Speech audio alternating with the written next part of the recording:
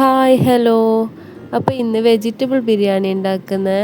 അതിന് വേണ്ട സാധനങ്ങൾ എന്തെല്ലോ ഞാൻ ചെല്ലുന്നത്: ബീൻസ്, ഉരുളക്കിഴങ്ങ്, ഇത് ക്യാപ്സിക്കം, ഇത് വൈറ്റ് ഗ്രീൻ പീസ്, മല്ലിച്ചപ്പ്, 4 പച്ചമുളക്, ക്യാരറ്റും വേണോ. അപ്പോൾ അങ്ങനെ അടുപ്പത്ത് ചട്ടി വെച്ച് ഗ്യാസ് ഓണാക്കി ചട്ടി ചൂടാകുമ്പോൾ 2 സ്പൂണ് നെയ്യ് ഇട്ട് കൊടുക്കാം.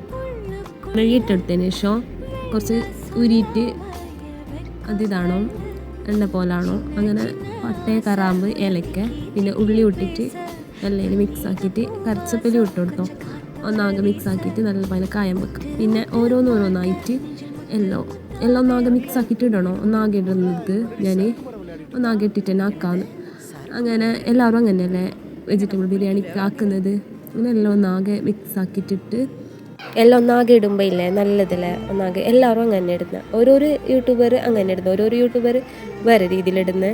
അങ്ങനെ കുറച്ച് ഉപ്പ് ഇട്ട് കൊടുത്തിട്ട് കുറച്ച് ഇളക്കിയിട്ടായിട്ട് പിന്നെ മഞ്ഞൾപ്പൊടി ഇട്ട് കൊടുക്കണോ. മഞ്ഞൾപ്പൊടി ഇട്ട് കൊടുത്തിട്ട് ഇളക്കിയിട്ടായിട്ടില്ലേ 2 മിനിറ്റ് മൂടിയിട്ട് വെക്കണോ. 2 മിനിറ്റ് ആയാവോ അപ്പോൾ നോക്കാമല്ലോ തുറന്നിട്ട്. അപ്പോൾ എന്തിനാ, അപ്പോൾ 1 സ്പൂണ് കുരുമുളക് പൊടി, 1 സ്പൂണ് മല്ലിപ്പൊടി, 1 സ്പൂണ് മുളക് പൊടി, അങ്ങനെ ഇത്ര മിക്സ് ആക്കിയിട്ട് നല്ല കുറച്ച് കാഞ്ഞതിന് ശേഷം ഇല്ലേ കുറച്ച് വെളുത്തുള്ളി ഇഞ്ചിൻ്റെ പേസ്റ്റ് ഇട്ട് കൊടുത്തോ. പിന്നെ തൈര് വേണോ, തൈര് ആഡ് ആക്കണോ. അത് വെളുത്തുള്ളി ഇഞ്ചി പേസ്റ്റിൻ്റെ ഇത് കാഞ്ഞതിന് ശേഷം തൈര് ആഡ് ആക്കിയാൽ മതി.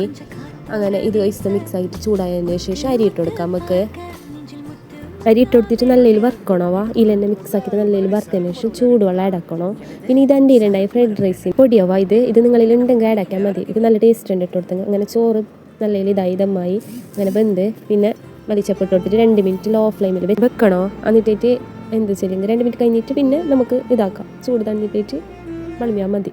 അപ്പോൾ ഇവിടെ ഇലയിട്ടിട്ട് ഇനി നമുക്ക് നല്ലൊരു ദിവസമാണ് റജബ് 21 നോമ്പ്. അപ്പോൾ ഇത് നോമ്പ് തോരൻ്റെ ഇതാണ്. അപ്പോൾ ഇന്നത്തെ എൻ്റെ നോമ്പ് തോരൻ്റെ സ്പെഷ്യൽ ഇത്. ജ്യൂസും കുടിച്ച് നോമ്പ് തോരൻ ജ്യൂസും കുടിച്ച് പിന്നെ നിസ്കരിച്ചിട്ട് വന്നിട്ട് ചോറ് വിളമ്പി ഇങ്ങനെയുണ്ട്.